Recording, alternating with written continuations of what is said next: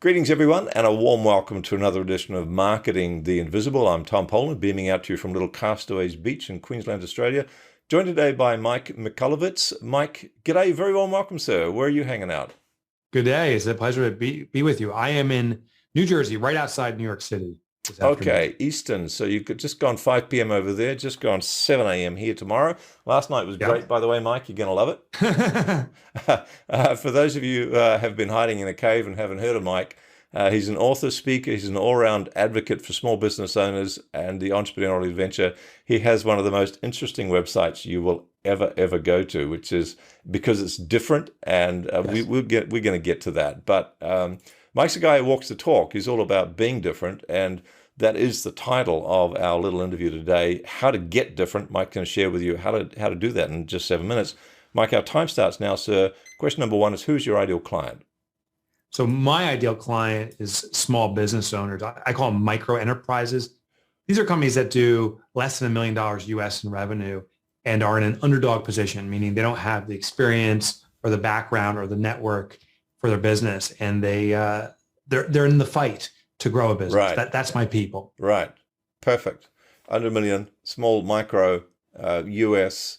You go outside the New York? Yeah, I have an office in Brisbane. So we have locations throughout the globe. Well, throughout the globe. We have 4 offices. We have one in Melbourne. We have Melbourne. We have one in the Netherlands and another one in Germany. We just opened up in not Munich. Wonderful. So working well, global reach. Tell us about the problem you solved, Mike. We've got 6 minutes left. Yeah. So the problem is that small business owners feel abandoned, and they're doing the work. It's a feeling of overwhelm. Right. It's a feeling of struggle, and there's an identity crisis. They went into business to fulfill a dream of financial freedom or personal freedom, and that's the two things that aren't being fulfilled. They're stuck in the struggle, and it feels, for my readers, like there's no way out. Right. Right. And so it's kind of like on the hamster wheel, just running harder, running faster. Yeah, it is work. Yeah, the only way to grow is by working harder and longer. Right. And it's absolutely not the way to grow, but that's the compulsion they have. Right. That's probably all they know. So tell us then about the symptoms. Question 3, 5.5 minutes left. So can you describe a bit more what's going on in this person's life with their business that kind of gives them a heads up that they should find out more about how you do it? Yeah. So if it's Groundhog Day, after that famous movie, Right. every day is a repeat of the prior day. If you feel like I'm working harder and longer, yet nothing's working, you are an ideal candidate to read one of my books. I find that the solutions are radically simple and often unexpected, but just working more to grow your business is not the solution. If you feel you're in that trap, definitely I can serve you. Radically simple, but radically different, but surprisingly simple. I love the combination of that. So tell us more. So working harder, working longer, there's probably cracks in their health and their relationships, even because they're just pouring blood, sweat, and tears into the business. But they clearly feel that there has to be a better way. They're going to try stuff. They're entrepreneurial. They're growth orientated. They're going to try stuff. They're going to make some mistakes. So question 4 is, in 4.5 minutes left, what are some of the common mistakes that you see people making out there before they find your solution? The common mistake is to think that because I did it, I'm the best to do it. Because I had to do my accounting, I'm the best accountant for my business. Because I was doing the service, I'm the best to provide service. That is a fatal flaw. It's the can-do syndrome. Because I've done it, I can do it. Right. But you shouldn't do it. Yes. So we need to change that identity.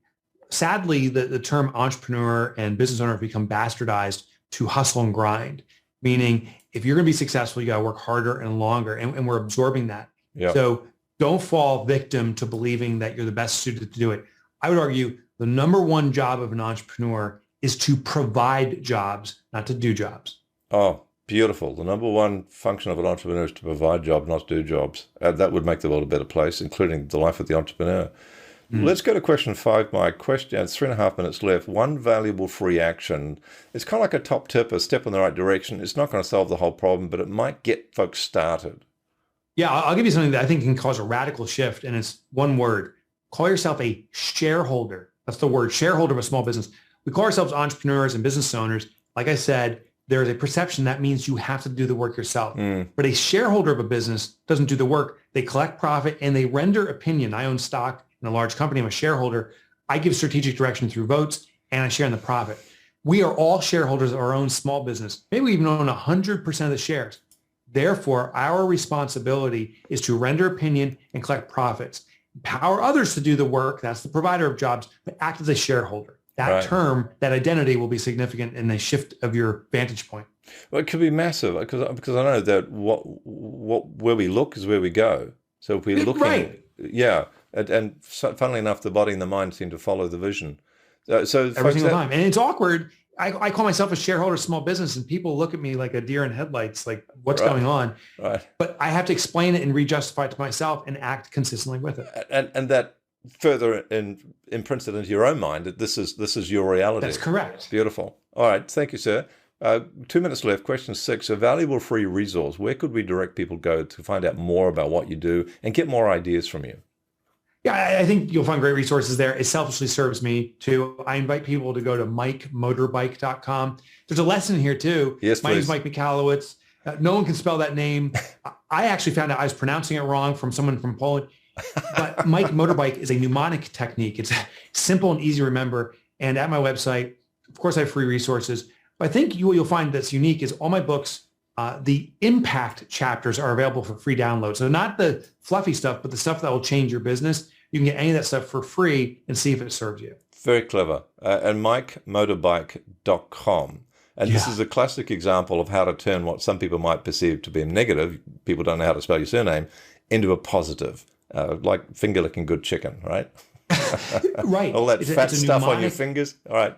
Yeah, mnemonic. Yeah. A mnemonic technique when there's a rhyme, but also it humanizes, as an author, as yourself, as a podcaster, when you're seen as an expert, there's actually a little bit of resistance because it's an authoritative position. So true. By demoting our name, by making it more acceptable and also to make fun of ourselves, we humanize ourselves. And I think that's absolutely critical because we all, at the end of the day, are just humans. Right. Exactly. Yes. Going to the toilet in the morning, hopefully, and putting trousers on one leg at a time and so on.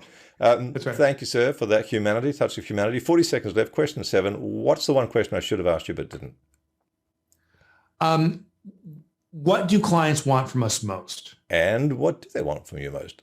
This is shocking. They want you to be profitable and wildly profitable. Now, here's the caveat. They will never say that. You'll never have a client say, hey, can you charge me more next time? Can you rip me off? But what clients will say is, I want the best of you. I want your undivided attention. I want you caring for me. And the only way to serve them as the number one customer is if they are that. So don't spend your time focusing on someone else. Be profitable so you can be fully attentive. Mike Michalowicz, thank you so much for your time. It's been a joy. Thanks for having me. Thanks for checking out our Marketing the Invisible podcast. If you like what we're doing here, please head over to iTunes to subscribe, rate us, and leave us a review. It's very much appreciated. And if you want to generate 5 fresh leads in just 5 hours, then check out www.5hourchallenge.com.